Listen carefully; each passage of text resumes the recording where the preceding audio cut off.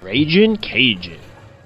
Last year, I got some great rides on spinning Wild Mouse coasters, as most gave solid laterals on the turns. So I was actually pretty hopeful for Ragin Cajun, and it delivered by giving some top-notch experiences for its layout, though slightly different than I had experienced on other similar coasters.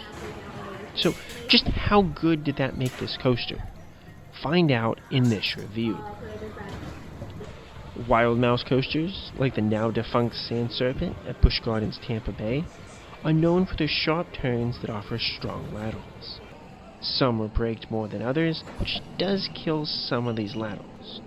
Spinning coasters, like Pandemonium at various Six Flags parks, offers the ability to spin continuously on a coaster, especially if you have an off-balance car.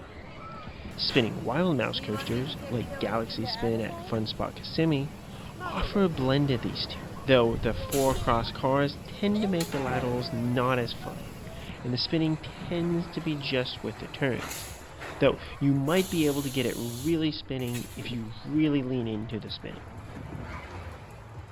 On recent rides, I have been getting good laterals while spinning on these coasters, though that doesn't seem to be a consistent aspect of this model. This is a Rivershawn spinning coaster, which plays as a very generic spinning Wild Mouse. This is also the newest coaster at Six Flags America, having been relocated from Six Flags Great America in Chicago in 2014.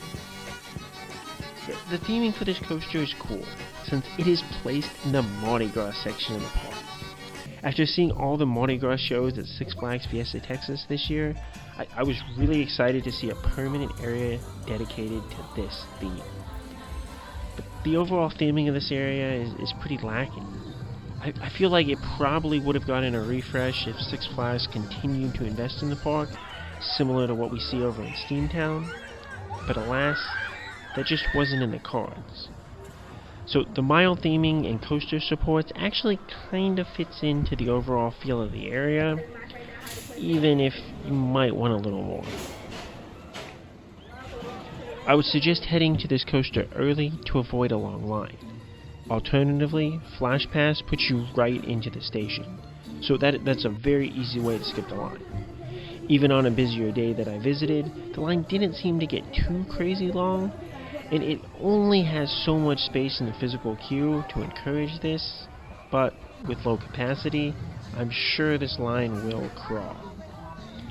After the lift hill, there is a traditional series of Wild Mouse hairpin turns. These offer pretty strong laterals. Normally the spinning cars negate some of these forces, but you should be able to feel most of these turns and enjoy their strength. Then you have a drop downwards that is steep enough that it will give you a nice little pop, which is not always the case with these coasters, and when combined with the previous laterals, gives you the feeling that you're off to a great start. The high turnaround offers some laterals, though nothing crazy strong, before the largest drop that is not very steep and offers few forces other than being scary to those riders who don't really like drops. The track does twist a little into the double up, which you don't really feel much other than it being maybe a little janky. But you will get a small pop of airtime on the double up when leveling off, though the ladder is pretty thin. Then your car unlocks to let you start spinning, and you can get this car spinning really quickly. Normally, this part is not too great for me, as you just end up spinning with the turns, both negating the laterals and just not giving you good, strong spinning. Here though, you spin like a top for the first few turns. This is by far the easiest spinning Wild Mouse that I've ever had to get spinning. And I'm not sure if it's just because of the theming of the cars or just how this coaster is, but you should get really good spin. The spinning continued for basically the whole second half.